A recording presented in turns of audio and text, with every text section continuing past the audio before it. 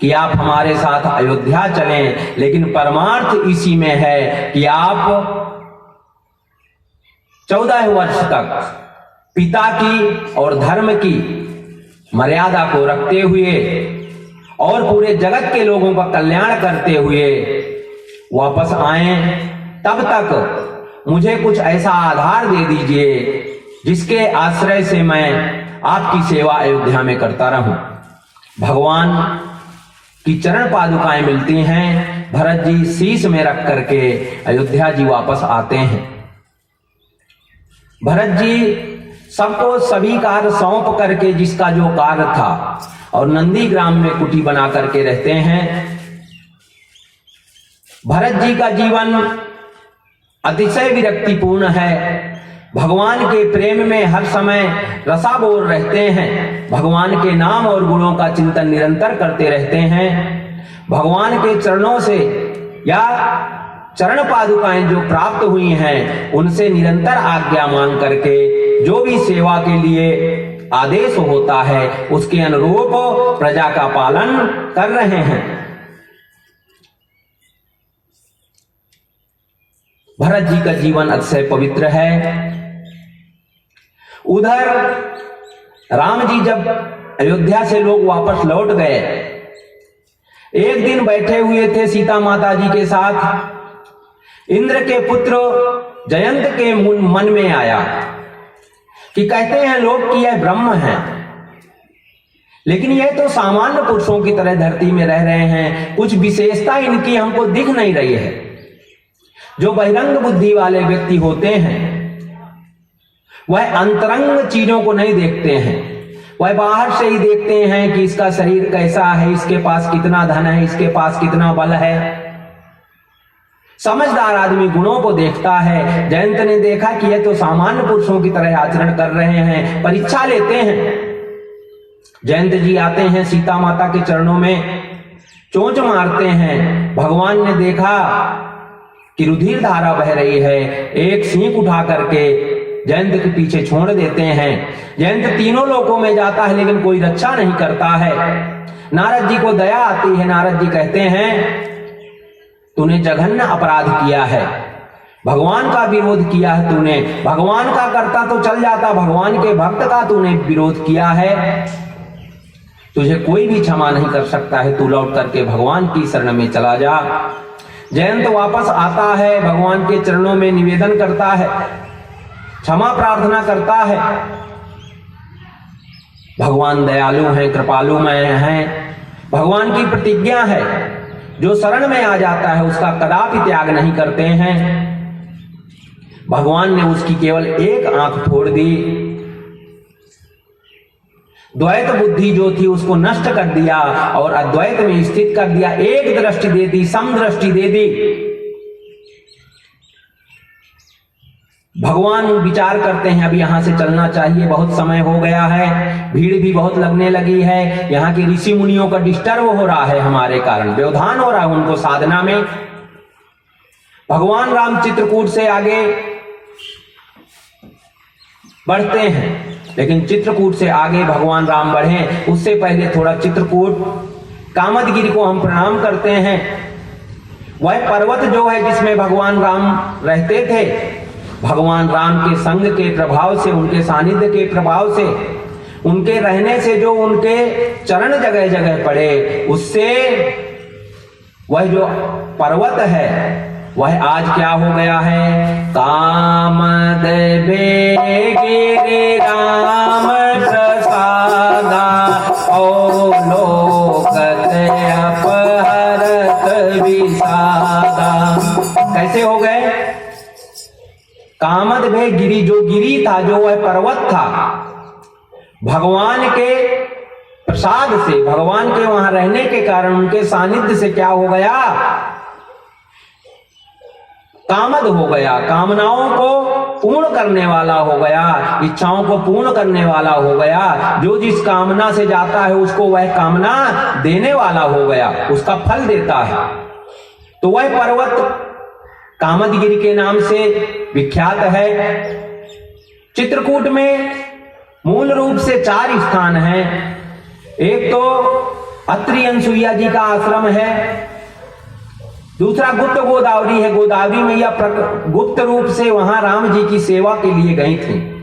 विश्वकर्मा जी ने वहां एक गुफा बनाई थी। कभी आप लोगों को संयोग मिले तो अवश्य दर्शन करिए। अद्भुत गुफा है, बाहर से कुछ भी नहीं है, अंदर जाएंगे तो अद्भुत गुफा है। ठंडी में वहां गर्मी रहती है और गर्मी में वहां ठंडा रहता है।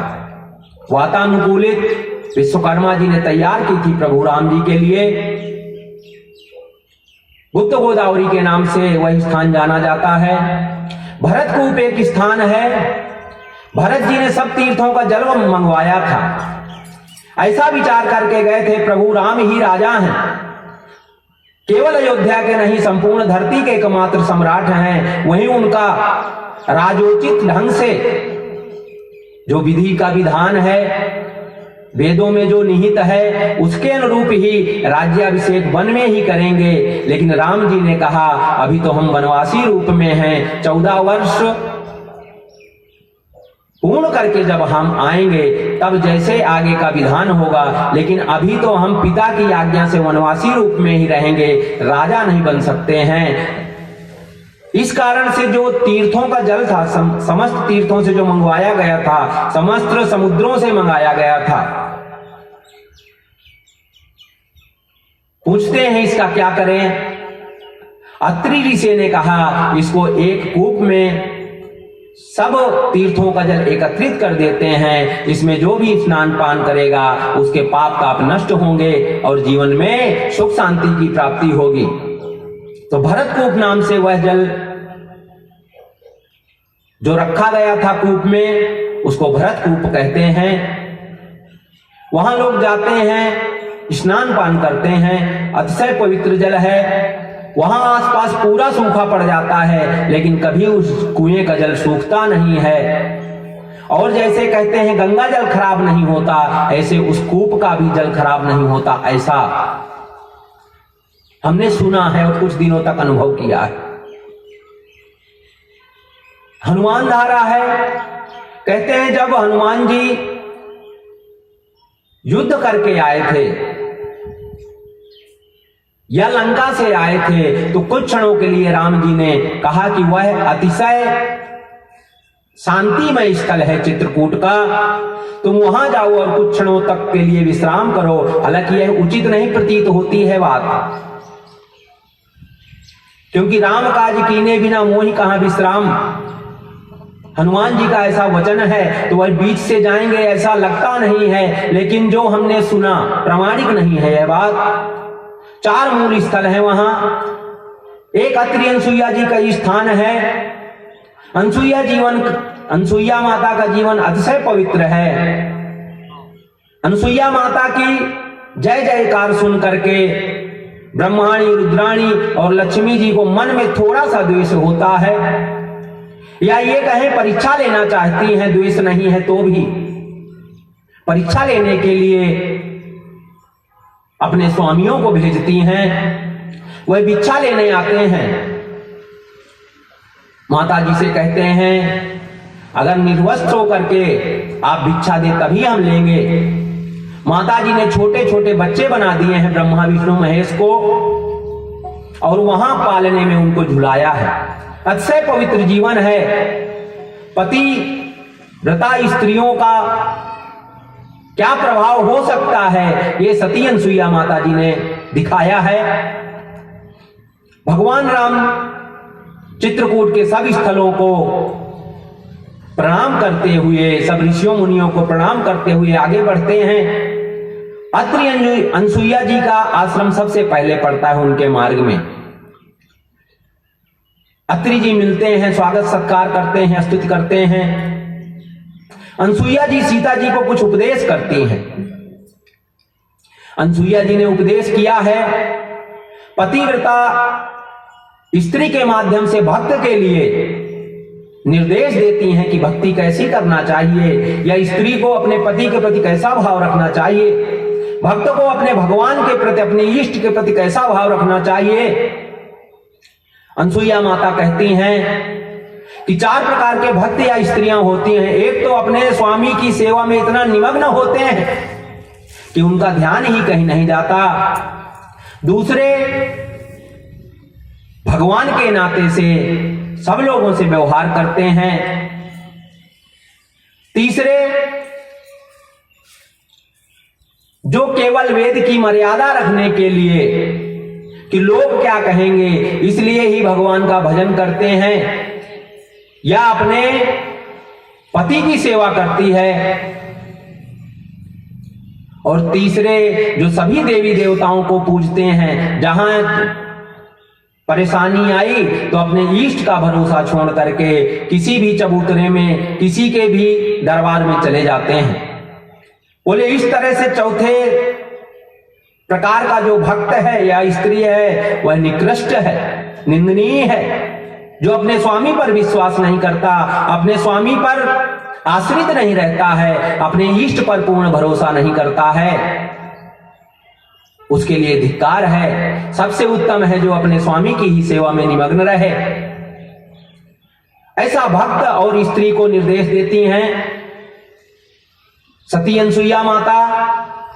भगवान राम आगे बढ़ते हैं, विराट का उद्धार करते हुए सरभंग मुनि आश्रम पहुंचते हैं। सरभंग मुनि जी एक बार इस धरती से वापस जा रहे थे। मन बनाया ही था कि इंद्र ने बताया कि भगवान राम यहां से आने वाले हैं, कुछ क्षणों तक, कुछ दिनों तक अगर आप प्रतीक्षा करेंगे तो जिसके लिए आपने इतने दिनों से जब तप यज्ञ जो भी किया है वह सब सार्थक हो जाएगा उनके दर्शनों से। सरभंग मुनि प्रतीक्षा कर रहे हैं कब स्वामी आएंगे। भगवान आते हैं। सरभंग मुनि अपने शुभ अशुभ, हालांकि अशुभ जीवन था नहीं, लेकिन जो भी उन्होंने शुभ कर्म, जब तप यज्ञ योग जो भी किया था सब भगवान के चरणों में अर्पण कर देते हैं, क्योंकि भक्त का जो भी कार्य होता है सब परमात्मा के लिए होता है, ईश्वर के लिए होता है। वह सकाम नहीं निष्काम भाव से भगवान की संतुष्टि के लिए ही करते हैं। अगर शुभ कर्मों को भी आप कर रहे हैं सकाम भावना से तो उसका भी फल आपको भोगना पड़ेगा। लेकिन भक्त तो न शुभ से मतलब है, ना अशुभ से, एकमात्र परमात्मा से मतलब है और उनकी संतुष्टि के लिए ये हर कार्य को करता है। तो अपने संपूर्ण कर्मों को अर्पण करते हैं। नारद जी ने भी कहा है नारद भक्ति सूत्र में कि भक्ति क्या है, उसको अपने संपूर्ण कर्मों को तद अर्पित सकल आचारिता, उसको अपने संपूर्ण कर्मों को अर्पण कर दो और तद विस्मरणे परम व्याकुलते, उसका विस्मरण होने पर व्याकुलता हो जाए अंदर से, वह भक्ति है। सरभंग मुनि ने अपने संपूर्ण कर्मों को भगवान के चरणों में अर्पण किया है। निवेदन किया है कि प्रभु कुछ क्षणों तक रुकें। योगाग्नि में अपने शरीर को जला दिया है और भगवान के चरणों में अपने चित्त को लगा करके शरीर को छोड़ करके भगवान के धाम को चले गए हैं। आगे भगवान जाते हैं,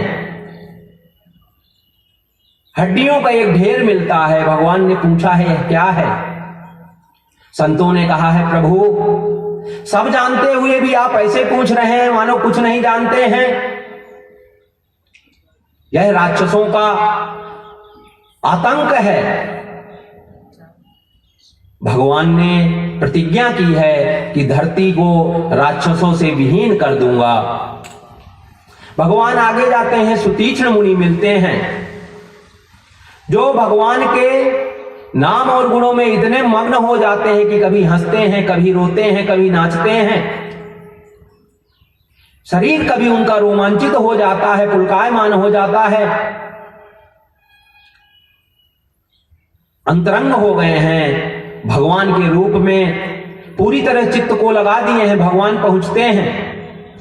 लेकिन अंतरात्मा में परमात्मा का दर्शन इस तरह कर रहे हैं कि बाहर खड़े परमात्मा को भी नहीं देख पा रहे हैं। भगवान ने लीला की है और जिस राम के रूप को वो हृदय में देख रहे थे तो भगवान ने अपना चतुर्भुज रूप वहां बनाया है, व्याकुल हो गए हैं। देखो भगवान यहां सगुण साकार जो भक्ति करते हैं, जो भगवान के जिस रूप की भक्ति करता है उस रूप में दृढ़ता होनी चाहिए, निष्ठा होनी चाहिए। भगवान के तो अनंत रूप हैं, लेकिन तुम अगर सबको पूजना चाहोगे तो किस किस को पूजोगे? पूरे जीवन भी पूजो तो नहीं पूज पाओगे। इसलिए भगवान ने यहां लीला की है कि मुझको तुम जिस रूप में भी देखते हो। तुलसीदास बाबा का उदाहरण आता है। तुलसीदास बाबा एक बार ब्रज गए हुए थे। जब बांके बिहारी जी का दर्शन करने गए तो वहां के पंडों ने, पुजारियों ने थोड़ा सा उपहास किया है कि तुलसीदास बाबा अपने इष्ट को छोड़ करके क्या बांके बिहारी की शरण लेंगे? अब राम जी से तृप्त नहीं हुए क्या? तुलसीदास बाबा ने निवेदन किया है कि हे प्रभु,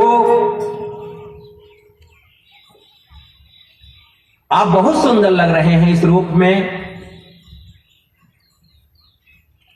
लेकिन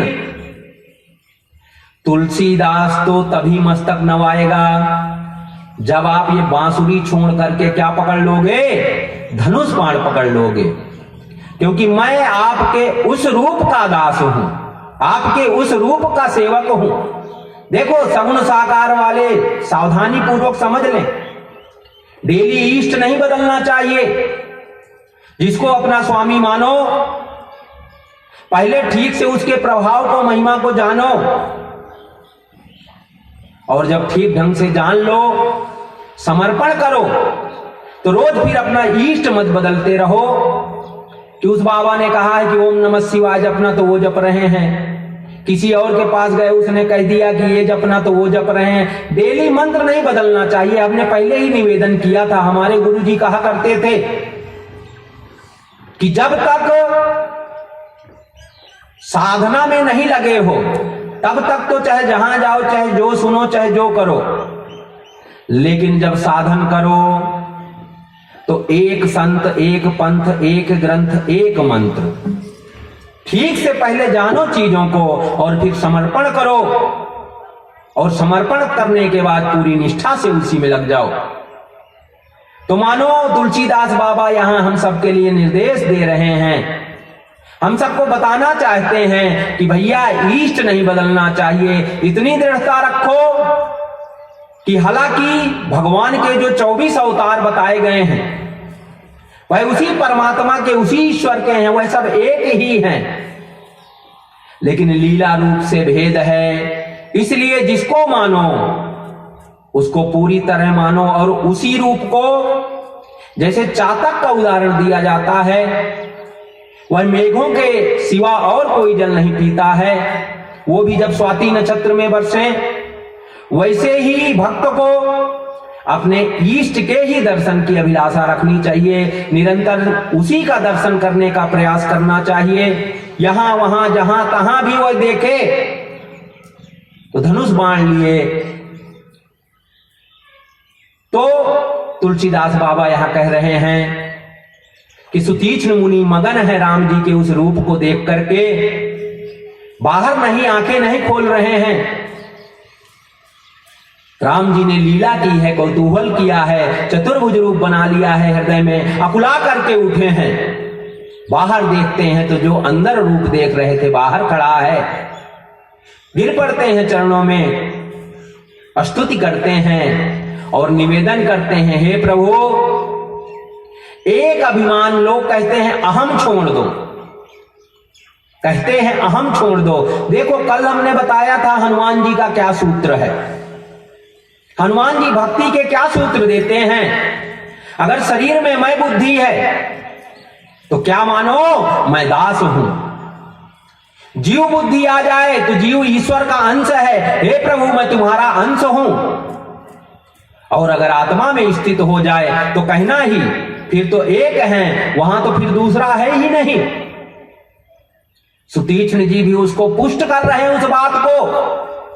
हे प्रभु यह मेरा, लोग कहते हैं अहम नष्ट करो, लेकिन मेरा एक अहम, और तो सब अहम नष्ट कर देना, पर एक अहम बना रहे, यह अभिमान बना रहे क्या, कि मैं आपका सेवक हूं और आप मेरे स्वामी हैं। देखिए, शरीर में मैं बुद्धि हो, शरीर में मैं बुद्धि आते ही अहम आ गया, और अहम जैसे ही आए तो उस अहम को क्या कर दो, भगवान के चरणों में समर्पित कर दो। अहंकार है तो मत घबराओ, अहंकार जबरदस्ती करने से नष्ट होने वाला नहीं है, इसका उपाय ही है। इसको तुम छोटे हो, बड़े हो, अच्छे हो, बुरो हो, जैसे भी हो, क्या करो, यह मान लो कि मैं भगवान का हूं। सुतीक्ष्ण जी कहते हैं, हे प्रभु, यह अभिमान मेरा कभी ना जाए, आप मेरे स्वामी हैं, मैं आपका दास हूं, मैं आपका सेवक हूं। भगवान ने कहा है वरदान मांगो, भक्ति का वरदान दिए हैं। आगे जाते हैं अगस्त मुनि के पास, उन्होंने अस्त्र शस्त्र दिए हैं। भगवान ने निवेदन किया है कि मैं कहां रहूं। अगस्त मुनि जी ने पंचवटी का स्थान बताया है। भगवान जाते हैं, जटायु मिलते हैं रास्ते में, परिचय होता है और पंचवटी में सुंदर पर्णकुटी बना करके भगवान निवास करने लगते हैं। कुछ समय बीता ही था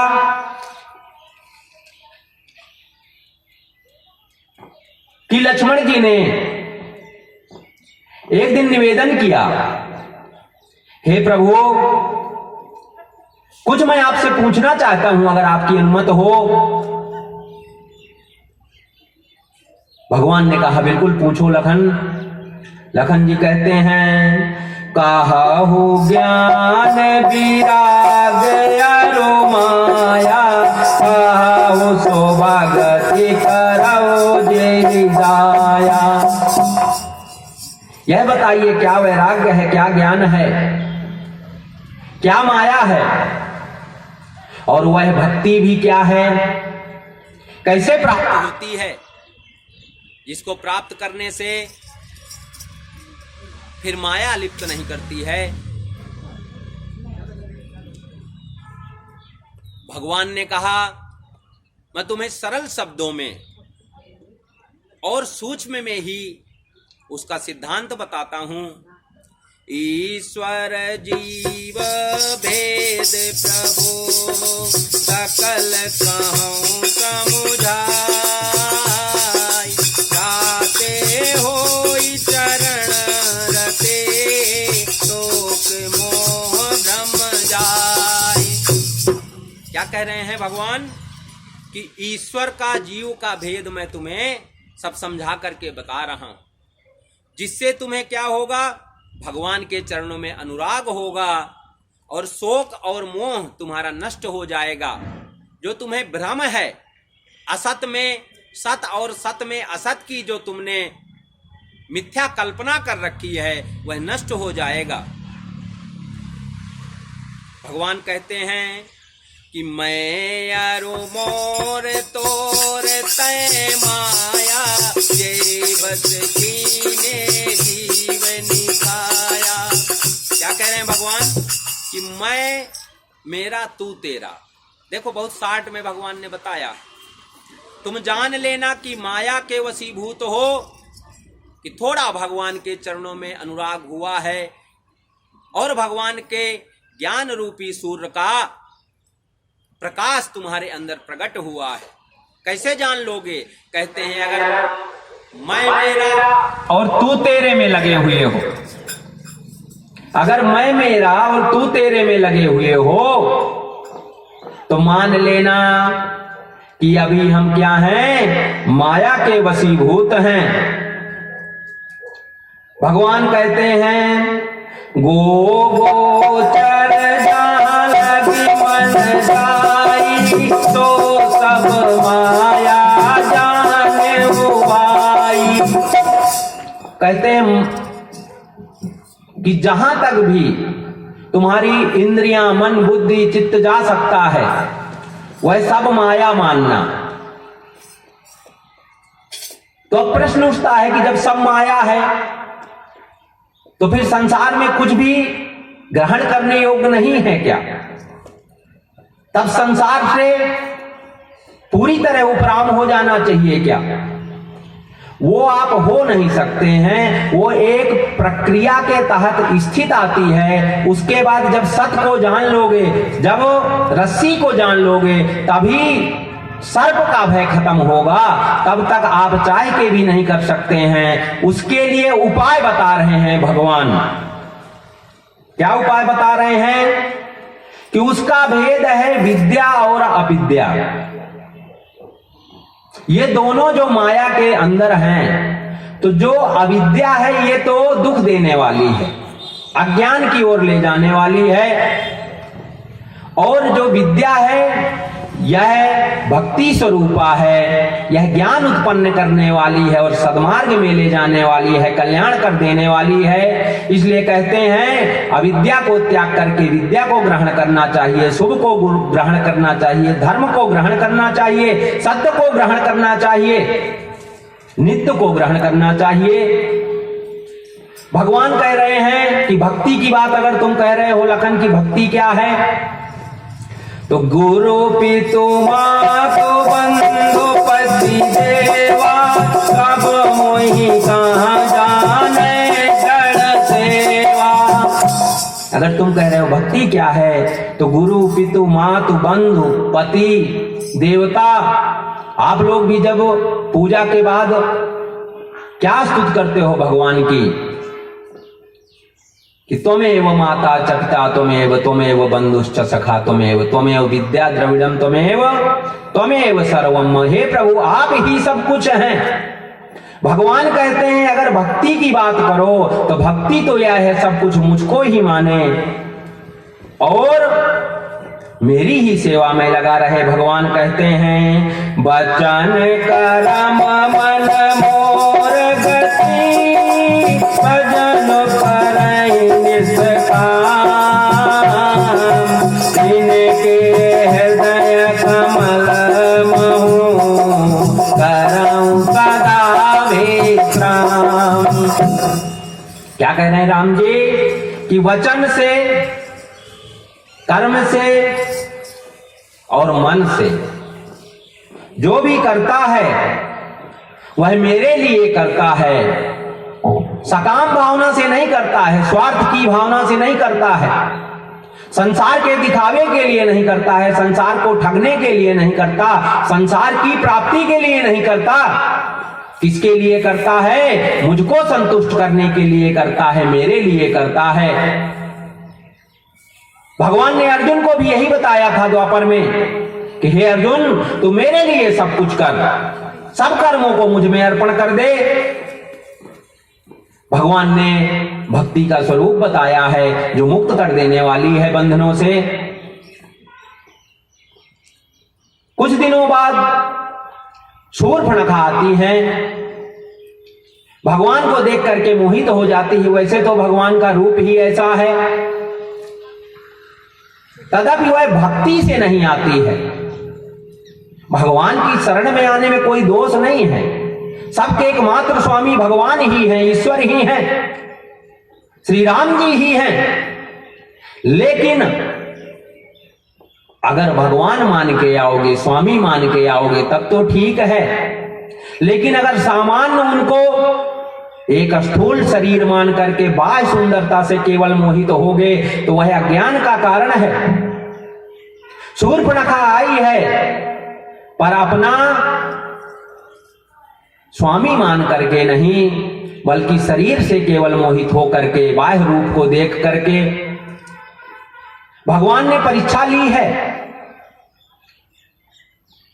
कि क्या इसको सच्चा अनुराग है हमारे चरणों में, या यह छलने की दृष्टि से आई है। भगवान ने कहा है देखो हमारे साथ तो सीता जी हैं, हमारा छोटा भाई यहां अकेले रहता है, उससे निवेदन करो पहले तो भगवान से बोली थी, लेकिन भगवान ने कहा तो फिर लखन की ओर चली गई। सोची कि राम जी सुंदर तो थे लेकिन थोड़ा सांवले थे, ये तो बढ़िया गोरा भी है। बाह्य शरीर में मोहित हैं और बाह्य शरीर को देख करके जो मोहित होते हैं बाद में कष्ट ही पाते हैं। केवल उस समय की ही बात नहीं है, आज भी लड़के लड़की बाह्य शरीर को देख करके बिना गुणों को देखे, बिना स्वभाव को जाने एक दूसरे पर मोहित होते हैं, जल्दीबाजी में विवाह कर लेते हैं या भाग जाते हैं और कुछ दिनों के बाद आपस में मतभेद हो जाता है। तो पहले गुणों को देखो, अगर किसी से नाता जोड़ना है तो उसके स्वभाव को देखो, कितना सहनशील है, कितना संवेदनशील है, कितना प्रेम है उसके हृदय में सब प्राणियों के प्रति। क्योंकि संवेदनशील व्यक्ति कभी भी किसी को कष्ट नहीं दे सकता, उसके अंदर संवेदना होती है, वह दूसरे के भावनाओं का आदर करता है, वह स्वार्थी नहीं होता है, वह दूसरे के सुखों को ही महत्व देता है। हमारे गुरुजी कहते थे, अगर कुछ पाना चाहते हो तो दूसरों को तो सुखी रखो, अपने आप कष्ट सहो।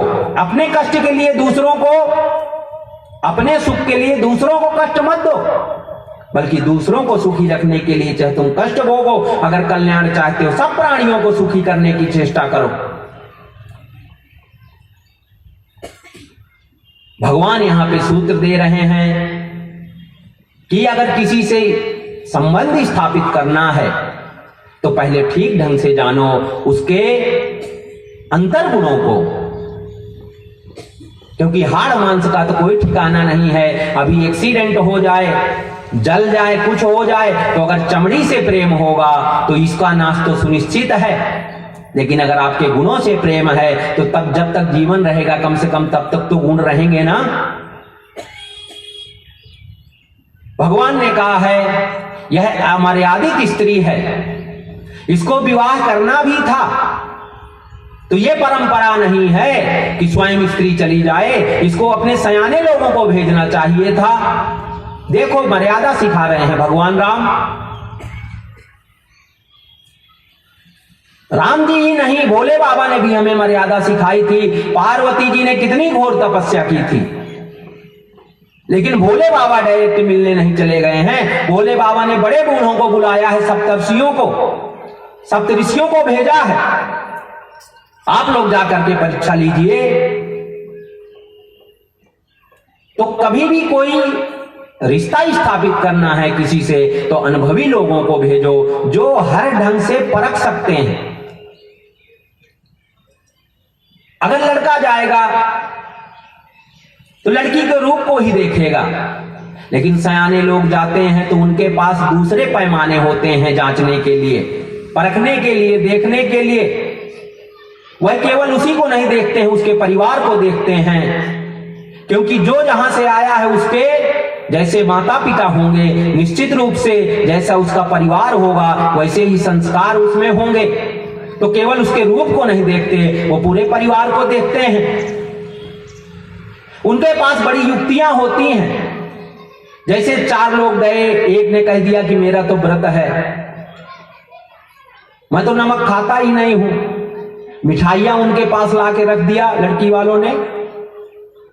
उसने कहा बाहर की चीज भी नहीं खाते हैं। तो दौड़ करके मां उठती है, कोई बात नहीं मैं थोड़ा सा हलवा बना देती हूं। तो अगर संस्कारी होगी तो लड़की कहेगी नहीं नहीं मां तुम बैठो, मैं बना के ले आती हूं। और संस्कारी नहीं होगी तो वो बैठी रहेगी, मां बना के लाएगी। तो माने परखने के पैमाने होते हैं सयाने लोगों के पास। तो अगर किसी से रिश्ता स्थापित करना है किसी प्रकार से तो अनुभवी लोगों को भेजो, सयाने लोगों को भेजो जिन्होंने उस दिशा में अनुभव कर रखा है। राम जी कहते हैं ये अभद्र स्त्री है, इसने मर्यादा के विरुद्ध काम किया है, इसने अपने कुल की नाक कटा ली है, स्वयं आ गई है और स्थिरता भी नहीं है हृदय में, इसलिए इसने अपने कुल की नाक कटा, इसके नाक काट दो। इशारा किया है भगवान ने। लखन जी ने नाक कान काट लिए हैं थोड़ा। जाती है अपने भाइयों के पास विलाप करती है, रुदन करती है। भाइयों ने कहा किसने तुम्हारा ये हाल किया है? आते हैं, भगवान उनका उद्धार करते हैं। शूर्पणखा वहां से रावण के पास जाती है और रावण से नाना प्रकार से उलाहना देती है और अपने आप भी देखो परिचय यहां कैसे मिल रहा है। उसने कहा उनके साथ बड़ी सुंदर स्त्री है और तुम भोगी आदमी हो, उसको हर लाओ। अपने आप भी सुंदर रूप देख करके मोहित होके गई थी और अपने भाई को भी मोहित कर रही है। देखो परिचय मिल गया। रावण मारीच के पास जाता है। मारीच के पास जाकर के मारीच ने पहले मना किया है कि जब हम विश्वामित्र जी के यज्ञ में गए थे, बिना फर का बाण मारे थे, तो मैं 100 योजन दूर समुद्र के इस पार गिर गया था। वह साक्षात भगवान ही हैं। फिर मेरे मन में क्रोध था, तो जब चित्रकूट में थे तब भी मैं एक बार गया था, लेकिन मैंने उन्हें जान लिया कि वो साक्षात ईश्वर है, अवतरित हुए हैं। उनसे विरोध करना ठीक नहीं है।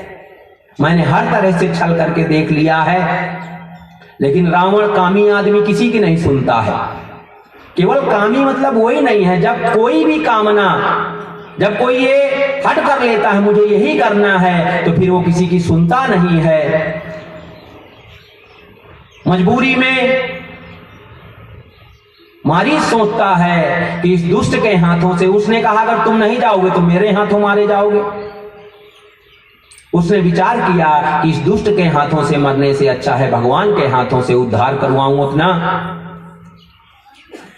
जाता है, सोने का मृग बन जाता है। उधर भगवान विचार करते हैं कि अब हमें दूसरी लीला करनी है। जानकी जी को कहते हैं, सीता माता को, कि कुछ दिन आप अग्नि में वास करिए। और माया से सीता जी बन जाती हैं। रावण आता है, छिप जाता है। तब तक सीता जी कहती हैं कि मुझे वो मृग चाहिए। भगवान राम जाते हैं। देखो शिकार जब भी किसी ने खेला है, भागवत में भी परीक्षित जी ने शिकार खेला तो क्या हाल हुआ, प्रताप भानु ने खेला तो क्या हाल हुआ, राजा दशरथ जी ने खेला तो क्या हाल हुआ। यहां फिर स्वयं ब्रह्म भी अगर शिकार खेल रहा है तो क्या हाल हो रहा है देखिए। हालांकि प्रभु लीला कर रहे हैं, लेकिन बाह्य दृष्टि से तो हम सबको दिखा ही रहे हैं कि अगर हिंसा करोगे, किसी प्राणी को कष्ट दोगे, तो तुम्हें भी कष्ट भोगना पड़ेगा। राम जी जाते हैं, जब उसको मारते हैं बाण, तो वह जोर से लखन का नाम चिल्लाता है। भ्रमित हो जाती हैं सीता माता कि कहीं कष्ट में तो नहीं है स्वामी। लखन जी को कहती हैं, लखन जी भी जाते हैं। रावण ताक में था, सन्यासी का भेष बना के आ जाता है और कहता है भिक्षामि देहि। सीता माता असमंजस में पड़ गई कि जंगल में हम अकेले हैं, लेकिन दरवाजे से कोई सन्यासी, कोई साधु वापस चला जाए उचित नहीं है। ऐसा मन में विचार करके भिक्षा लेके आती हैं। लखन जी ने चारों तरफ से उनकी सुरक्षा के लिए एक लाइन खींच रखी थी, इससे बाहर माता आप नहीं आना, इसके अंदर कोई आ नहीं सकता है। रावण ने बहुत प्रयास कर लिया था, लेकिन जान गया था सामान्य व्यक्ति की खींची हुई लाइन नहीं है, इसको हम पार नहीं कर सकते हैं। तब सन्यासी का भेष बनाया था। सीता माता जैसे ही बाहर आती हैं, अब प्रश्न ये उठता है माया की सीता बनाने की क्या आवश्यकता थी। भगवान चाहते थे, भगवान ने प्रतिज्ञा कर ली थी कि पूरी तरह धरती को राक्षसों से विहीन कर दूंगा। और अगर वही सीता होती तो रावण छूते ही भस्म हो जाता, क्योंकि सती स्त्री की बहुत महिमा है और वो तो साक्षात जगत की माता जगदम्बा है सीता जी। इसलिए माया की बनाए थे, क्योंकि सबको अगर नष्ट करना है तो जब माया की सीता वहां जाएंगी तब पूरी लीला हो पाएगी। इसलिए माया की सीता थी, जाने लगती हैं, विलाप करती हैं, रुदन करती हैं। जटायु जी ने सुना है, ललकारे हैं रावण को, अरे दुष्ट तू अबला स्त्री को हर के ले जा रहा है, लेकिन मेरे रहते मैं अधर्म नहीं होने दूंगा। समाज वालों सुन लो सावधानी पूर्वक और सुन करके समझो और जाग जाओ। समाज में जब किसी के साथ अत्याचार होता है, सब लोग दरवाजे बंद कर देते हो, आंखें मुंह मोड़ लेते हो, आंखें चुराते हो कि हमें क्या करना है, वो भोगे। लेकिन आज अगर किसी के साथ अपराध हो रहा है, अत्याचार को, अधर्म को बढ़ावा दे रहे हो, केवल किसी के साथ अधर्म करना, अत्याचार करना, हिंसा करना ही हिंसा नहीं है। अगर किसी के साथ अधर्म हो रहा है, अत्याचार हो रहा है, अपराध हो, तो तुम देख रहे हो और नहीं बोल रहे हो तो ये तुम्हारी मूक सहमति मानी जाती है। जटायु जी वृद्ध हैं, बेचारे शांति से राम राम करते हुए रहते हैं वहां वन में, लेकिन फिर भी कहते हैं अधर्म नहीं देख सकता वृद्ध होते हुए भी मैं। ठहर जा रावण, जीते जी तो मैं अधर्म नहीं होने दूंगा। घोर युद्ध होता है, रावण को व्यथित कर देते हैं चोंचों से, मार मार के, पंजों से। रावण क्रोधित होकर के उनके पंख काट देता है, धरती पर गिर पड़ते हैं, भगवान का नाम पुकारते हुए पड़े हैं। सीता जी को लेकर के रावण प्रस्थान करता है लंका की ओर। सीता माता ने एक वन में कुछ लोगों को बैठे देखा है और अपने वस्त्राभूषण कुछ फेंक दिए हैं। रावण लंका जाता है और सीता जी को अशोक वाटिका में रख देता है।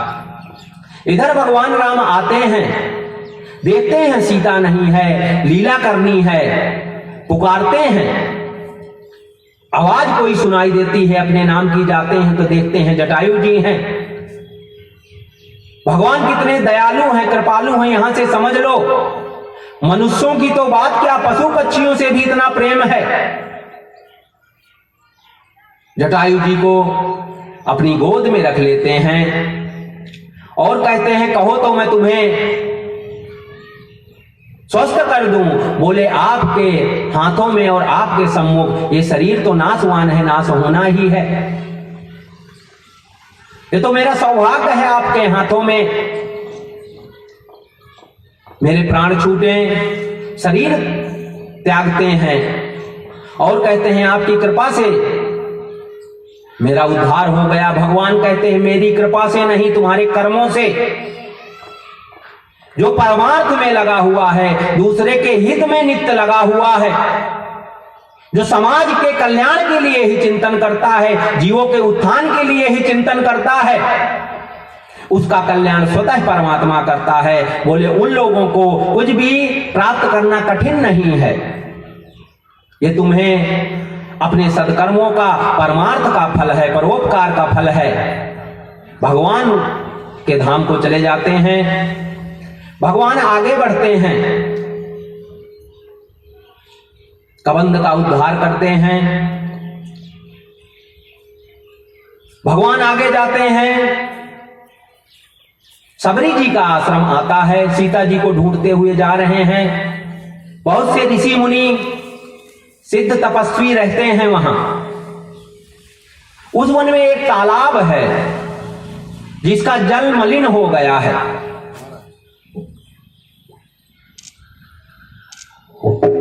उसमें कीड़े ही कीड़े पड़ गए थे। साधु लोग कहते थे कि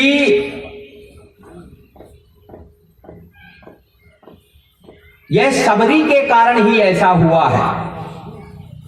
सबके मन में बड़ा अहम था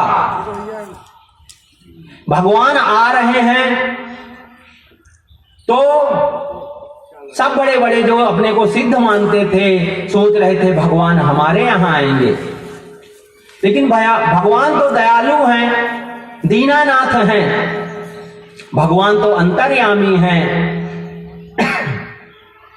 सबके भावों को जानते हैं, सबके प्रेम को पहचानते हैं।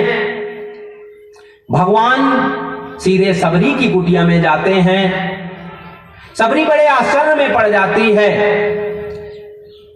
और सम्मुख खड़ी होकर के प्रार्थना करती है कि मेरे जैसे तुच्छ और नीच के यहां आप आ गए, इतने बड़े बड़े संतों के आश्रम छोड़ करके। हे प्रभु, मैं आपका क्या स्वागत करूं, आपकी सेवा कैसे करूं? मुझ नीच को आपने तृप्त कर दिया। ऐसे तमाम तरह से वंदनाएं कर ही रही थी। सबरी जी भगवान कहते हैं, कह रघुपति सुनी भामिन भाषा, मानहु एक भगत करनाता। जाति पाति कुल धर्म बड़ाई, धन बल परिजन गुण चतुराई। क्या कह रहे हैं भगवान कि हे भामिनी, मैं केवल एक ही नाता मानता हूं, वो है केवल भक्ति का नाता। किस जात का है, किस कुल का है, किस धर्म का है, कितना धन है, कितना बल है, कितने लोग हैं इसके पास, बाह्य कौन कौन से गुण हैं इसके, कितना चतुर है, कितना कपटी है, ये सब मैं कुछ भी नहीं देखता हूं। मैं तो एक चीज देखता हूं कि इसका मेरे लिए प्रेम कितना है, समर्पण कितना है, त्याग कितना है, इसके हृदय में मेरे लिए कितना वैराग्य है, क्या क्या त्याग सकता है ये मेरे लिए। भक्तिहीन मनुष्य तो वैसा ही होता है जैसे बिना बादलों के, बिना जल का बादल। देखने के लिए तो बादल जब आते हैं लगता है ओहो कैसी बारिश करेंगे, लेकिन जैसे जलों से विहीन बादल होते हैं तो वो किसी काम के नहीं होते हैं किसी के। ऐसे ही भक्ति के बिना, जिसके हृदय में संवेदना ही नहीं है, जिसके हृदय में प्रेम ही नहीं है, दूसरे प्राणियों के प्रति सद्भाव ही नहीं है, जिसके हृदय में दया ही नहीं है, करुणा ही नहीं है, वह समाज के किसी काम का नहीं होता है। ऐसा व्यक्ति कहते हैं मेरा होते हुए मेरा नहीं होता। हे सबरी, मैं तुम्हें बताता हूं कि मुझको कौन प्रिय है। जो मेरा भक्त है वही मुझे प्रिय है। और भक्त किसको कहते हैं वही भी सुन लो। हम सबके लिए भी भगवान मार्ग दिखा रहे हैं। अगर मेरा बनना चाहते हो, मेरी शरण में आना चाहते हो, मेरा कहलाना चाहते हो, मुझ में समर्पण करना चाहते हो, तो क्या करो, भक्ति करो, क्योंकि भक्ति से ही मुझसे संबंध स्थापित होगा। और भक्ति कैसे करो, भगवान कहते हैं प्रथम भगति संतन कर संगा, दूसरी रति मम कथा प्रसंगा। क्या कह रहे हैं भगवान कि पहली भक्ति तो है कि सत्संग करो। बिनु सत्संग विवेक न होई, सत्संगति मुद मंगल मूला।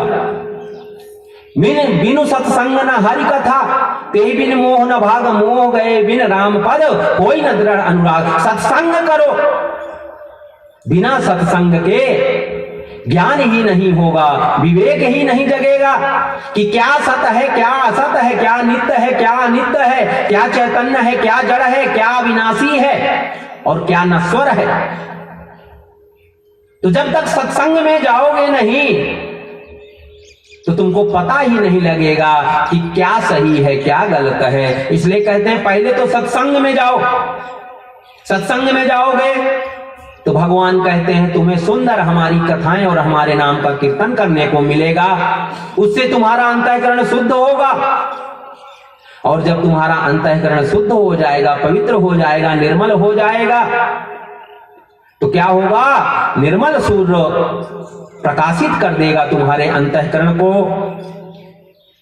तीसरी भक्ति बता रहे हैं, गुरु पद पंकज सेवा ईश्वर भगति अमान, चौथी भगति मम गुण गण करई कपट तजिगान।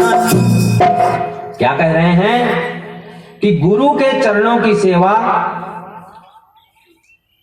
तीसरी भक्ति है, लेकिन कैसी होनी चाहिए। गुरु के चरणों की सेवा तो लगभग सब लोग करते हैं अगर गुरु मिल जाएं या गुरु को बुलाएं, लेकिन कहते हैं कैसी सेवा करो, अमानी हो करके, अहम नहीं रखना।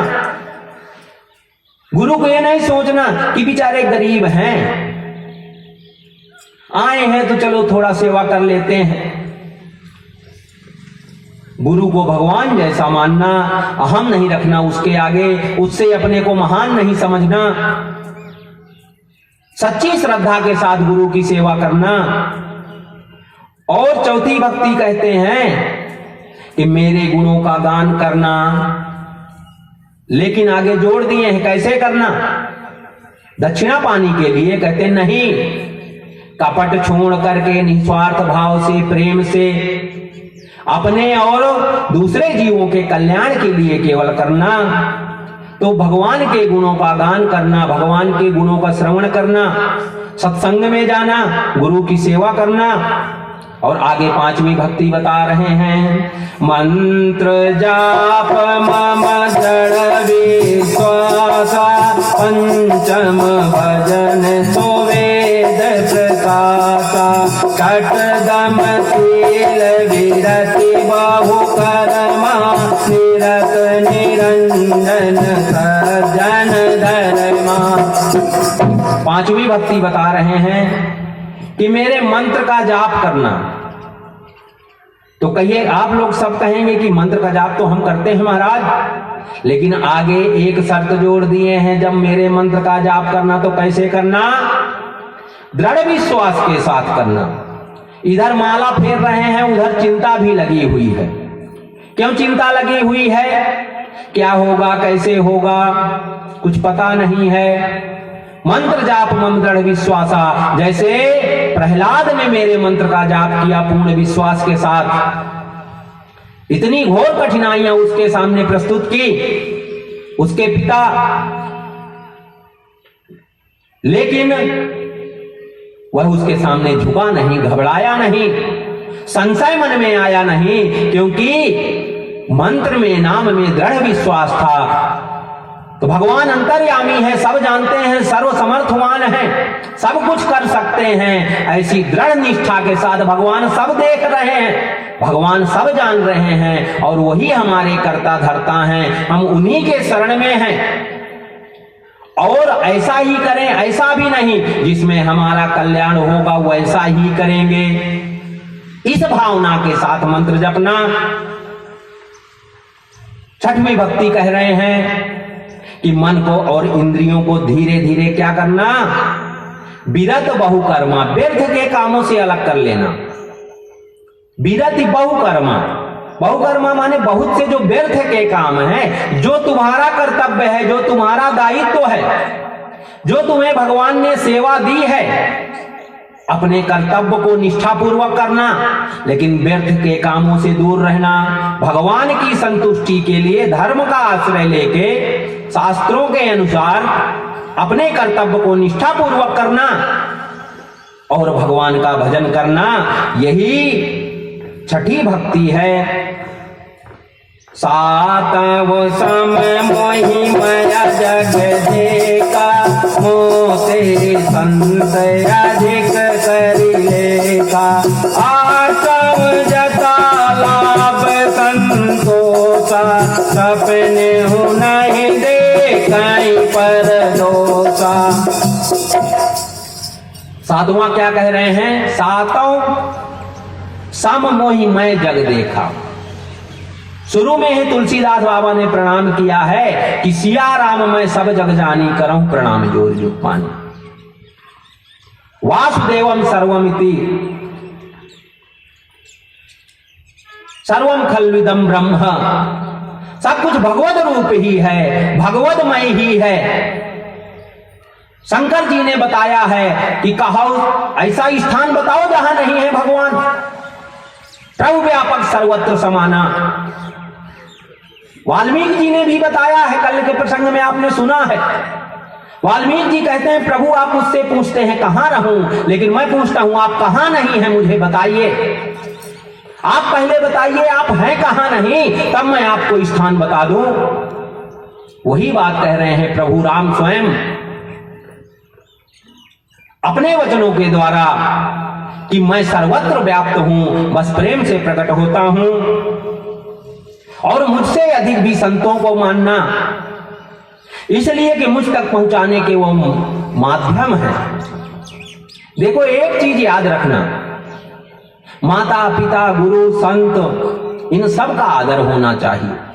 अपने से श्रेष्ठों का, सयानों का, किसी भी प्रकार से कोई हमसे श्रेष्ठ है उसका आदर अवश्य होना चाहिए।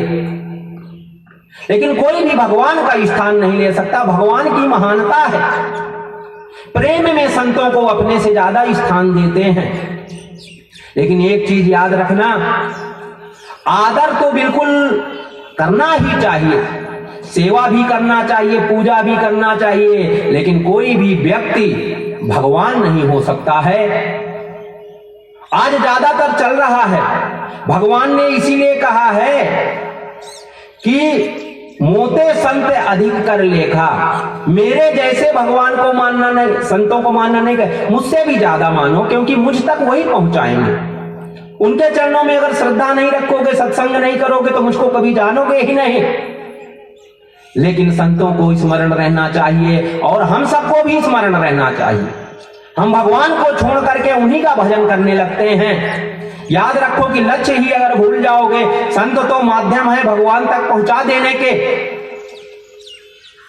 लेकिन हम अगर अपने लक्ष्य को ही भूल जाएंगे और मीडिएटर को पकड़ करके उसी से संबंध स्थापित कर लेंगे, तो निश्चित रूप से फंस जाएंगे, अपने लक्ष्य तक कभी नहीं पहुंच पाएंगे। इसलिए सबको सावधान रहने की आवश्यकता है। संतों का बहुत आदर होना चाहिए, बहुत सम्मानीय है, आदरणीय है, पूजनीय है, लेकिन भगवान का स्थान अपना है। आज के तो छोड़ दीजिए, आजकल के संतों को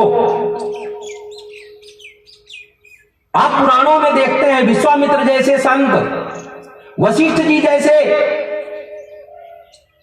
जिनके हाथ में है सब कुछ। जब विश्वामित्र जी नाराज हो गए थे, जब त्रिशंकु को विश्वामित्र जी सशरीर स्वर्ग पहुंचाना चाहते थे और इंद्र ने नीचे धकेल दिया, यज्ञ में भाग लेने नहीं आए, नाराज हो गए। और इतनी सामर्थ्य थी विश्वामित्र जी से, विश्वामित्र जी के पास, कि उन्होंने दूसरे ही देवी देवता स्वर्ग सब स्थापित कर दिया।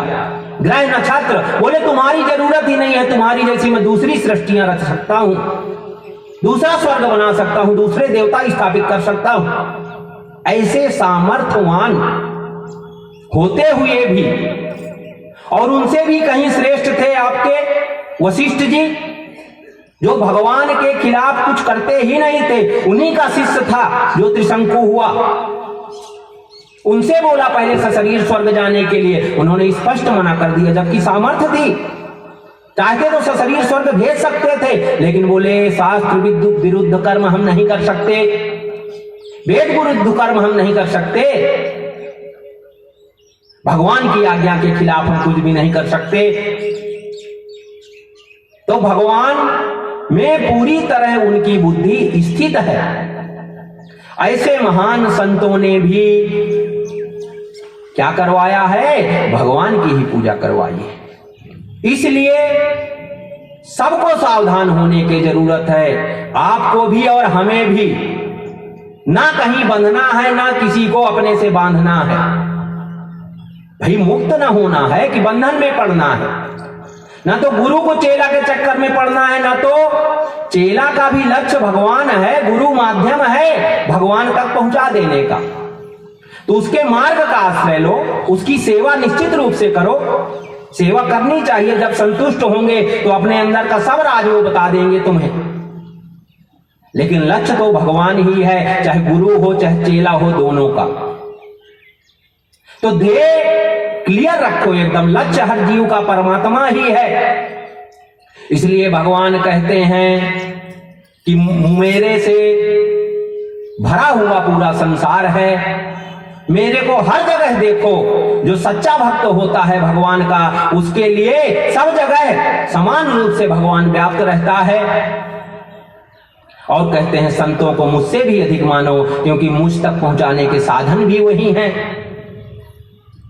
नौवीं भक्ति बता रहे हैं, नावम सरल सब सन छलहीना, मम भरोसे ही हरस न देना।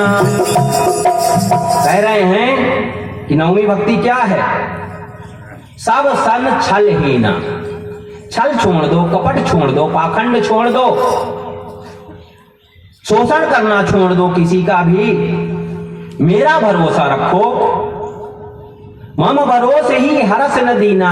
याद रखना, जब भगवान का भरोसा आ जाए तो जो थोड़ा सा कुछ मिल जाए तो उछलने लगते हो, और कुछ थोड़ा सा चला जाए तो दुखी होने लगते हो। तो फिर ना हर्ष होता है ना शोक होता है। क्यों नहीं होता है? क्योंकि भगवान का भरोसा होता है कि भगवान जो भी कर रहे हैं, जैसे कोई पिता या माता अपने बच्चे को जो आवश्यक है वही चीजें देते हैं, व्यर्थ की चीजें नहीं देते हैं।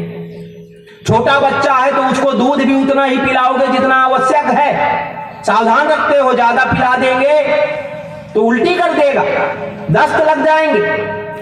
तो हालांकि उसके लिए वो सोचता है कि और पी लूं, लेकिन आपको भय रहता है कहीं अजीर्ण ना हो, तो आप ज्यादा नहीं देते। ऐसे ही जब भगवान की शरण ले लेते हो, भगवान को अपना माता पिता स्वामी मान लेते हो, तो भगवान की जिम्मेदारी हो जाती है कि इसको कब क्या चाहिए और कितना चाहिए।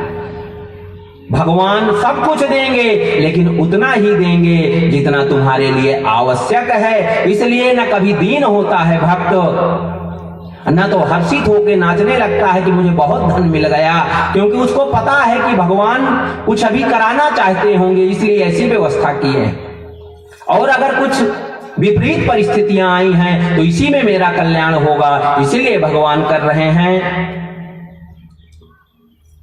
सुंदर भक्ति का उपदेश करके भगवान कहते हैं, इसमें से एक भी किसी के अंदर हो तो वो मुझको बहुत प्रिय है। और हे सबरी, हे भामिनी, तेरे अंदर तो 9 प्रकार की भक्ति विद्यमान है, इसलिए तुम मन में भ्रम न कर। सब ऋषि मुनि सबरी के यहां आते हैं जो उसको अछूत मानते थे। भगवान से निवेदन किए हैं कि प्रभु यहां हमें जल पीने की बड़ी अव्यवस्था है।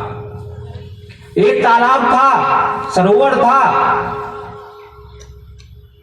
वो भी क्या हो गया है? जल उसका खराब हो गया है, उसमें कीड़े पड़ गए हैं। कृपया उसमें आप अपना चरण स्पर्श करिए और उसको पवित्र कर दीजिए। अहिल्या जैसे पत्थर जो बनी हुई थी उसको तार दिए, तो ये तो पत्थर से नरम ही है जल, तो आपके चरण धूलि लग जाने से ये जल भी पवित्र हो जाएगा। तो हे प्रभु, भगवान ने कहा मेरा अपराध नहीं किया तुमने मेरे भक्त का अपराध किया है। इस सबरी का चरण स्पर्श होने से ही वह पवित्र हो जाएगा। सबरी का चरण स्पर्श कराते हैं उसमें और जल पवित्र होता है। भक्त की महिमा का निरूपण करते हैं भगवान वहां से आगे चलते हैं, पंपा सरोवर के पास पहुंचते हैं। भगवान ने स्नान किया है, जलपान किया है और पेड़ के नीचे बैठे हुए हैं छाया में। नारद जी देखते हैं कि जगत के स्वामी कैसे बन बन भटक रहे हैं। ये सब मेरे ही अपराध के कारण हो रहा है। बड़े दुखी होते हैं, सोचते हैं अभी भगवान अकेले हैं, लखन जी के अलावा कोई नहीं है, इसलिए जा करके थोड़ा क्या कर लें, क्षमा प्रार्थना कर लें। जाते हैं, भगवान की स्तुति करते हैं और भगवान से वरदान मांगते हैं कि हे प्रभु, ऐसा वरदान दीजिए कि सब नामों में आपका नाम श्रेष्ठ हो, राम नाम श्रेष्ठ हो। भगवान ने कहा है तथास्तु। तब कहते हैं प्रभु अगर आप प्रसन्न हो तो मैं एक प्रश्न करूं। भगवान ने कहा पूछो नारद, भक्तों के लिए कुछ भी अदेय नहीं है, मुझे मांगो क्या चाहते हो, क्या पूछना चाहते हो या क्या वस्तु चाहते हो, मैं तो अपने भक्तों के लिए अपना प्राण भी दे देता हूं, भक्त तो मेरे प्राण ही होते हैं, तुम्हें क्या पूछना है, क्या मांगना है, बोलो। नारद जी ने कहा प्रभु जब मैं मोह से भ्रमित होकर के ब्याह करना चाहता था, अरे ब्याह ही ना करना चाहता था, बहुत लोग करते हैं, तो मैं भी सोचा था कि शादी कर लूं, पत्नी आ जाए, बच्चे हो जाएं तो थोड़ा मैं भी लोगों की तरह सुख लूं परिवार का। आपने विवाह क्यों नहीं करने दिया? भगवान ने कहा देखो ऐसा है कि जो हमको ही अपना सब कुछ मानता है उसके लिए मैं कैसा होता हूं। भगवान कहते हैं जैसे शिशु बालक होता है वह पूरी तरह अपने माता पिता पर ही आश्रित होता है, तो अगर वह सांप के पीछे भागेगा छोटा बच्चा अज्ञान के कारण, तो क्या करती है माता दौड़ करके उसको पकड़ती है। सांप को अगर पकड़ भी ले तो अपने मरने का भय न करके सांप को उससे छुड़ा करके अलग कर देती है। वैसे ही अगर मेरा कोई भक्त है, मुझ पर ही पूरी तरह आश्रित है, मुझको ही सब कुछ मान रखा है, मुझ पर ही पूरा भरोसा है, मुझको ही अपना माई बाप मानता है, तो उसके समस्त कष्टों को, समस्त दुखों को, और जिसके कारण वो बंधन में फंस सकता है, जिन विषयों के संपर्क में आने से उसका ज्ञान नष्ट हो सकता है और उसको जीवन भर के लिए दुख उठाना पड़ सकता है, उन चीजों से उसको मैं छुटकारा दिला देता हूं। तुम मेरी भक्ति में लीन रहते हो। अगर पत्नी आ गई होती और बच्चे आ गए होते तो गृहस्थ के जंजाल में फंस करके मेरा भजन जैसे अभी कर पा रहे हो वैसे नहीं कर पाते, इसलिए तुम्हें मैंने ब्याह करने से रोका था। प्रभु कैसे दयालु है। नारद जी कह रहे हैं प्रभु आप कितने दयालु हैं, मेरी रक्षा करने के लिए आपने श्राप ले लिया और वन वन भटक रहे हैं मेरे वचनों को सत्य करने के लिए। ऐसे करुणा निधान कृपालु भगवान की जय हो करते हुए प्रस्थान करते हैं। भगवान आगे बढ़ते हैं ऋषिमुख पर्वत के पास।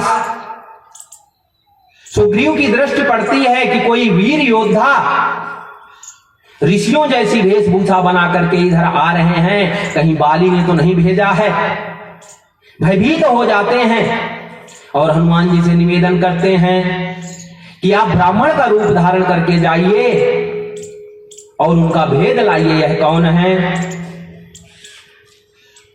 हनुमान जी जाते हैं, प्रणाम करके पूछते हैं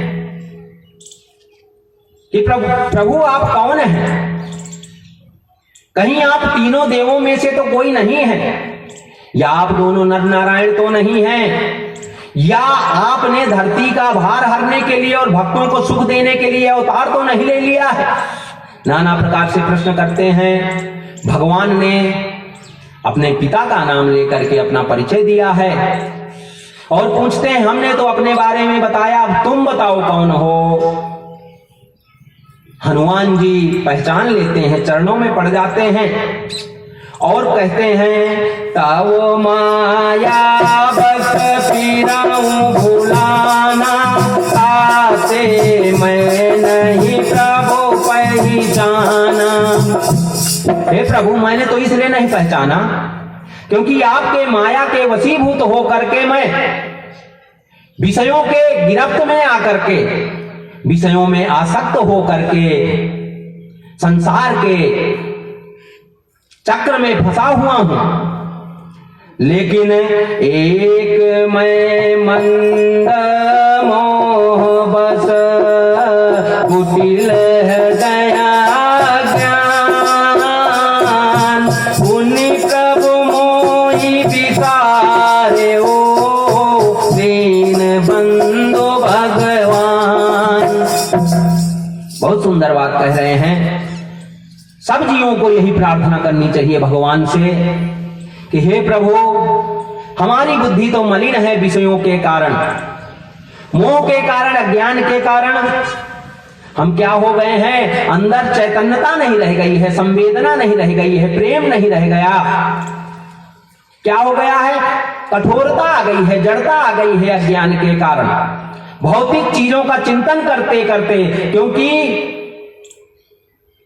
जितने भी प्रकृति के 24 तत्व हैं सब जड़ हैं, और इन्हीं का जब बारंबार हम चिंतन करते हैं तो इनके संग से क्या हो जाता है, हमारी बुद्धि, हमारा मन सब जड़ होने लगता है। और जब हम बारंबार परमात्मा का चिंतन करते हैं तो परमात्मा चैतन्य है, तो उससे चेतना जागृत होती है, और चेतना जागृत होने से संवेदना जगती है, प्रेम जगता है, करुणा जगती है, दया जगती है, सद्भावना जगती है। तो हनुमान जी कह रहे हैं कि अज्ञान के कारण हम दिन रात जगत को ही भजते हैं, और उससे हमारा हृदय क्या हो गया है, कठोर हो गया है, जड़ हो गया है, कुटिल हो गया है। लेकिन हम तो अज्ञानी हैं, संसार में जन्म जन्मांतर से हमारी बुद्धि रत है भोग विषयों में, तो हम तो आपके माया के वशीभूत होकर के अज्ञान से जगत को ही भजते हैं, आपको भूल जाते हैं। लेकिन बेटा माँ बाप को भूल जाए तो कोई बात नहीं, लेकिन आप भूल गए, इसका मुझे बड़ा आश्चर्य है, और चरणों में गिर जाते हैं। तदपि नाथ बहु गुण मेरे, सेवक प्रभु ही परे जनि भोरे, नाथ जीव तव माया मोहा, तो निस्तर तुम्हारे जोहा। क्या कह रहे हैं कि यद्यपि भगवान अवगुणों का मैं भंडार हूं, विषयी हूं, कामी हूं, क्रोधी हूं, लोभी हूं, बहुत से अवगुण हैं प्रभु। अज्ञान के कारण, संसार को सत्य मानने के कारण, इसको पाने के लिए मैं नाना प्रकार से कपट करता हूं, छल करता हूं, छिद्र करता हूं, पाखंड करता हूं, यहां तक कि हिंसा भी करता हूं। लेकिन प्रभु यह आपके माया के कारण ही मैं मोहित हूं। आप कृपा करें तो यह आपकी माया, आपकी दासी है। तो जब तक आप कृपा नहीं करेंगे तो इस माया से कोई मुक्त नहीं कर सकता। इसलिए हे प्रभु, आपको कृपा पूर्वक हमें इस माया से मुक्त करना चाहिए, छुड़ाना चाहिए। और हे प्रभु, तब इसके बाद तो मैं अब क्या कह सकता हूं? क्यों? क्योंकि जानव नहीं कछु भगत उपाय, मैं तो कुछ भजन भी नहीं जानता। अब जो मानव जीवन पाए हैं, बचपन से ही कथाएं सुने हैं, सत्संग किए हैं, वेदों का, शास्त्रों का आचरण किए हैं, वो लोग भी आपको ठीक से नहीं जानते और आपको भजने में नहीं लगते। और बंदर तो वैसे भी अज्ञानी माना जाता है, विषयी माना जाता है, कामी माना जाता है। तो हे प्रभु, सेवक सुत पति मातु भरोसे, राय सोच बनई प्रभु कोसे। हे प्रभु, सेवक स्वामी के आश्रित रहता है। अब जैसे ये होटल है, यहां जो नौकर हैं उनको बल किसका है? इस होटल के मालिक का, कि अगर कोई कुछ गड़बड़ करेगा तो हम मालिक से बता देंगे, मालिक हमारी रक्षा करेगा। मालिक ने जो दिन निर्देश दिया होगा उसके अनुसार ही वो वहां काम करेंगे। कोई इधर उधर करवाएगा तो वो नहीं करेंगे। वैसे ही छोटा बालक होता है तो उसको अपने मां का बल होता है। तो बोले सेवक सुध पति माति भरोसे, सेवक अपने स्वामी के भरोसे रहता है और बालक अपनी मां के भरोसे रहता है। उसके मन में कोई सोच नहीं रहता है, क्योंकि बच्चे को मां का भरोसा है कि भूख लगेगी तो दूध दे देगी, भोजन दे देगी। ऐसे ही बालक को भी जैसे मां का भरोसा है तो सेवक को अपने स्वामी का भरोसा होता है। इसलिए प्रभु, हम त्यागने योग्य नहीं हैं। आप तो मां हैं, आप तो स्वामी हैं। हम भूल जाएं तो कोई बात नहीं, हम अज्ञानी हैं, आपके माया के वशीभूत हैं, लेकिन आप भूल गए, बड़ा आश्चर्य है। चरणों में गिर जाते हैं, भगवान प्रेम पूर्वक उठाते हैं। और भगवान क्या कह रहे हैं? सुनो पापी दिए मानसी जनियोना, कै मम सिय लक्ष्मण से दूना।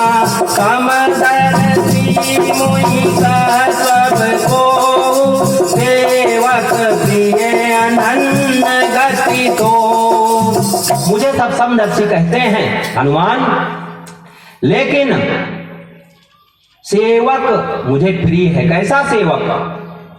अनन्य गति है जिसकी, और कहीं किसी का भरोसा नहीं। एक भरोसो एक बल एक आस विश्वास, राम रूप स्वाति जलद चातक तुलसीदास। तुलसीदास बाबा कहते हैं एक ही भरोसा है, एक ही बल है।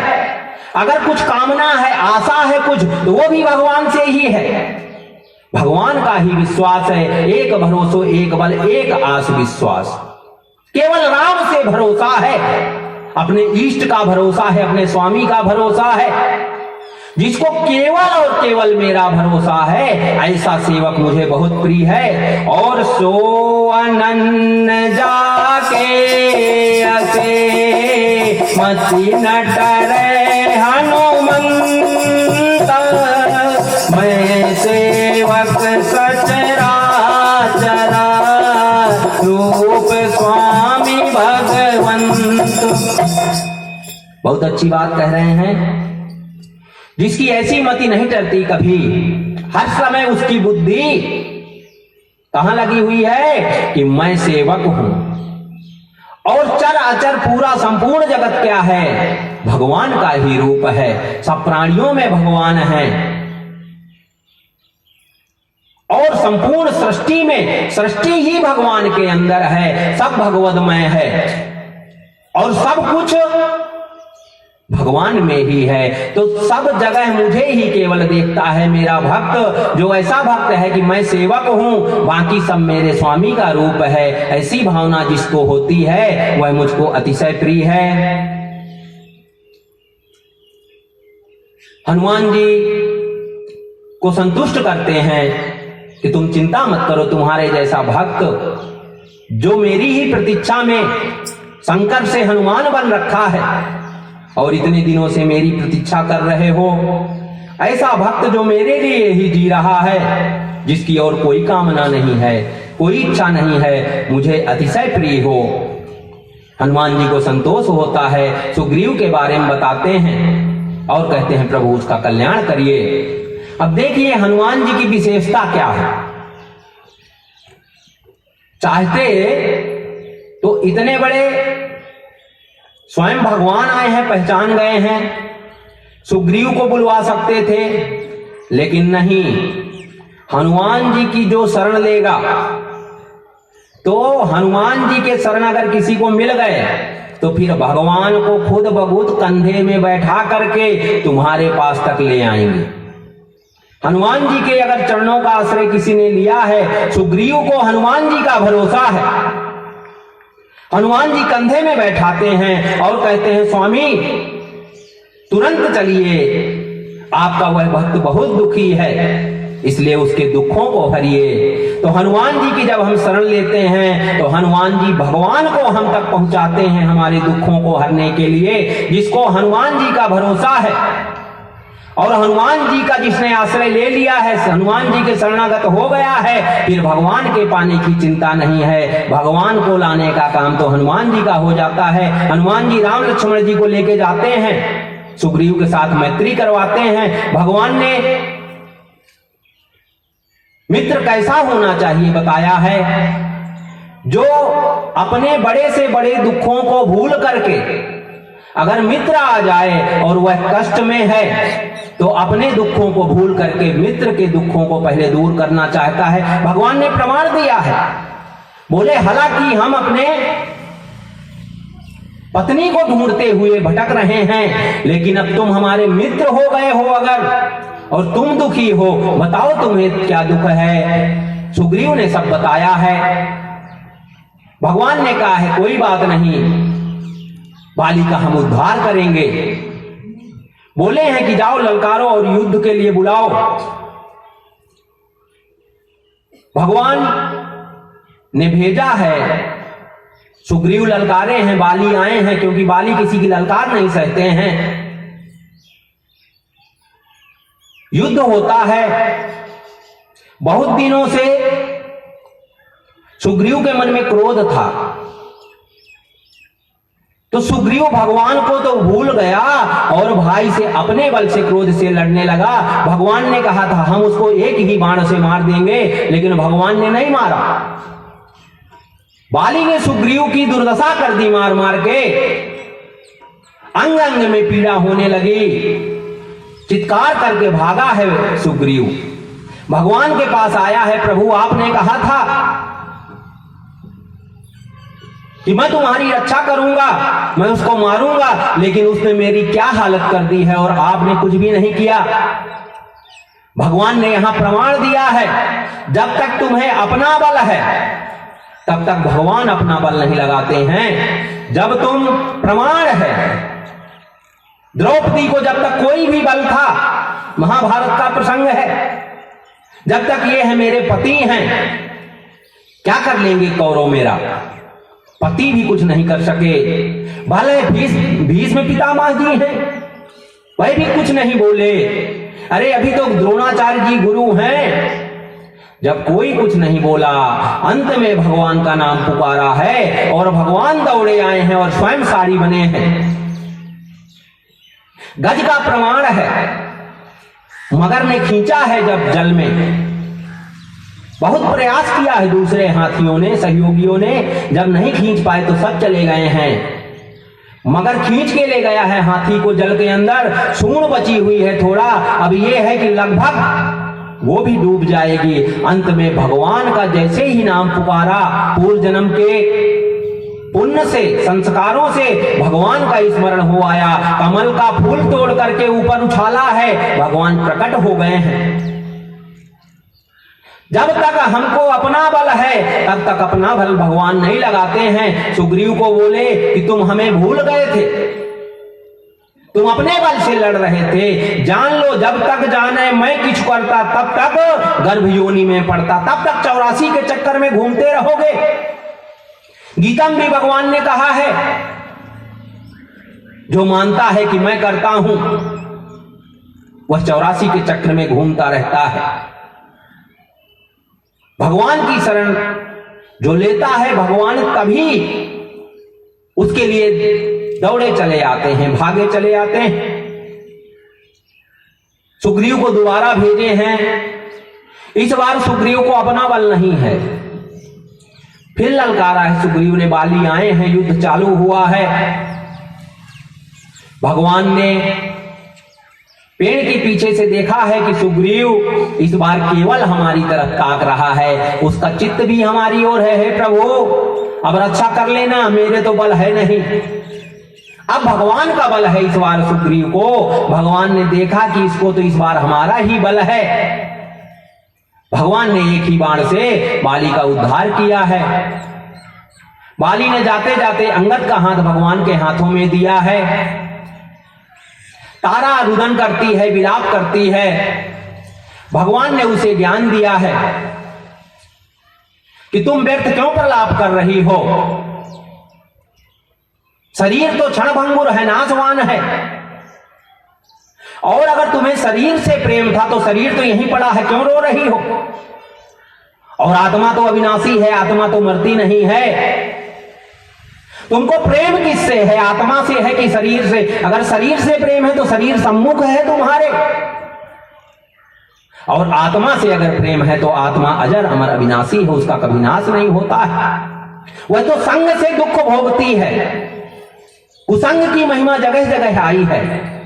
हमने तो हनुमान जी की कृपा से जीवन में जो अनुभव किया है, यहां संसार में कुछ भी नहीं है, केवल दो चीजें हैं। जो जैसा संग करता है, कुसंग करोगे तो बुरे गुणों से भर जाओगे, और अगर दुर्गुण आ गए तो दुख भोगोगे जीवन भर, और अच्छा संग करोगे तो सद्गुण आएंगे, तो मानव जीवन में रहते हुए भी पूरे जीवन सुखमय ढंग से बिताओगे।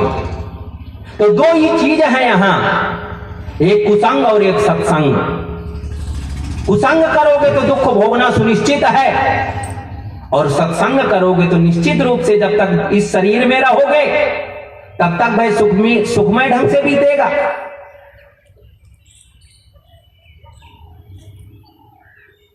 सुग्रीव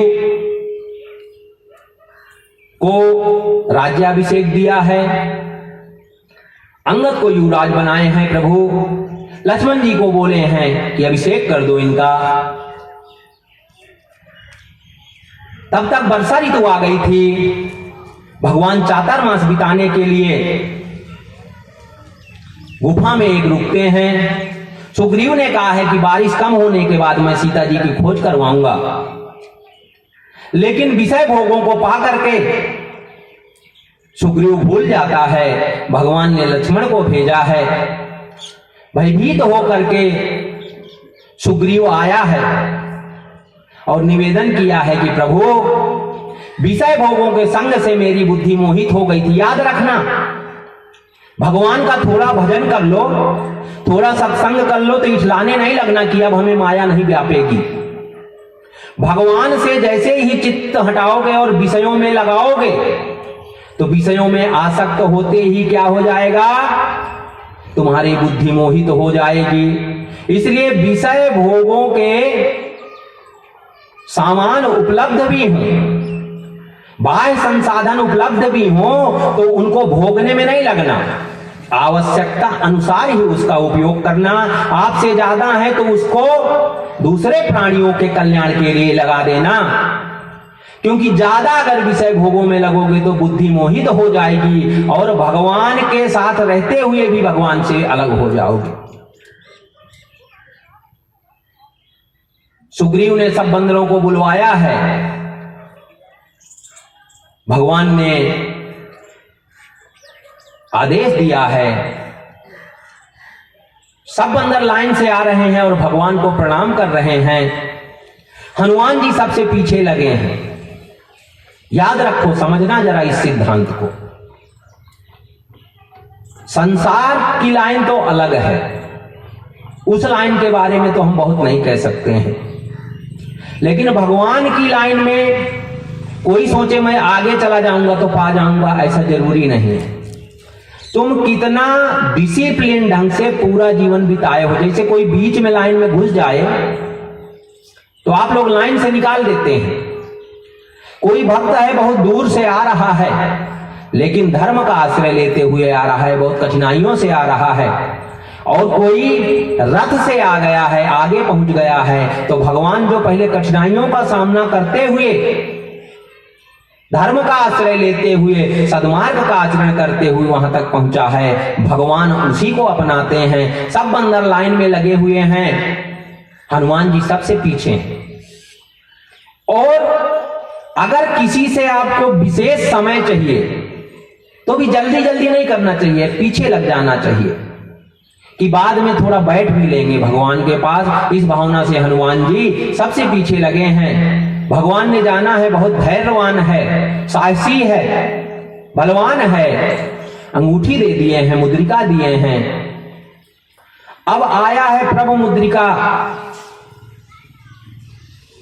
भगवान ने मुद्रिका दी है, लेकिन अब वो प्रभु ने मुद्रिका अपने राम नाम की दे दी है या बाह्य मुद्रिका दी है, यह तो भगवान ही जाने।